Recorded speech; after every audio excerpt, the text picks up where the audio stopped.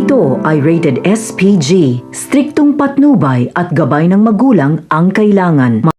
Isang mapagpalang araw kapamilya ang mga dapat nating abangan sa FPJ's Batang Quiapo. Hindi na nga nakaligtas si Coach Gary sa pananaksak na ginawa ni Lawrence, kaya tuluyan itong binawian ng buhay. Kaya naman agad na nagtungo sa Kamao Gym sina Mando at Rigor upang imbestigahan ang nasabing insidente. Agad na maghuhugas kamay si Lawrence at ikinuwento ang nangyari. Tinanong ni Mang Rigor at Mando kung sino ang boksengerong binabanggit ni Lawrence. Kaya naman, naking gulat ni Rigor nang sabihin ni Lawrence ang pangalang Santino Dimagiba na siyang nakasagutan umano ni Coach Gary at tiyak umanong pumatay dito. Hindi na nakapagpigil pa si Rigor at dalawang malalakas na suntok ang sumalubong kay Santino sa kanyang pag-uwi.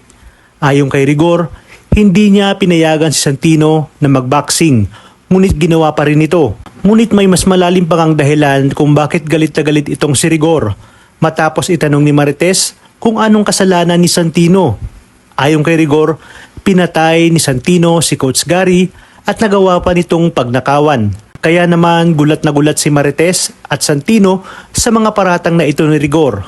Agad itong pinapusasan ni Rigor kay Mando upang dalhin sa presinto. Muli na namang ibinuntong ni Rigor ang sisi kay Marites dahil batid niya umanong alam ni Marites ang tungkol sa pagbaboxing ni Santino at kinukonsinti pa nito.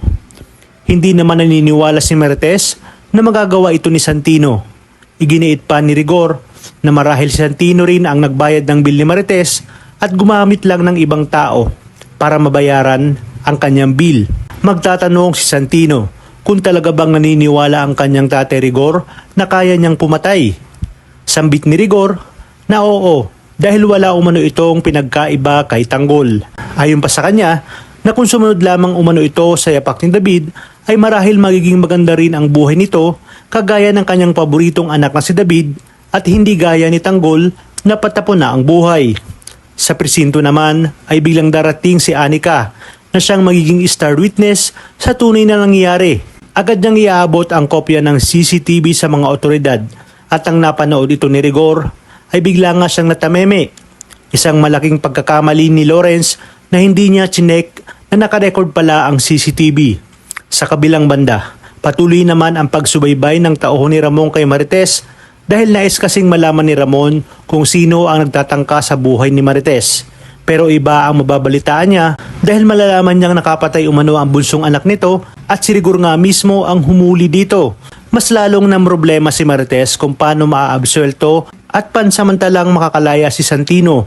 Mapapaisip naman si Marites na kayang ipagkanulo ni Rigor ang sarili niyang anak at wala nga siyang ibang malalapitan kundi si Ramon. Magbabakas sakali nga siya na matulungan ito kaya dito ay tatawagan si Ramon nang hindi nalalaman ni Rigor. Ayon sa kanya, babayaran niya si Ramon paunti-unti basta tulungan lang siya nito na mapalaya si Santino.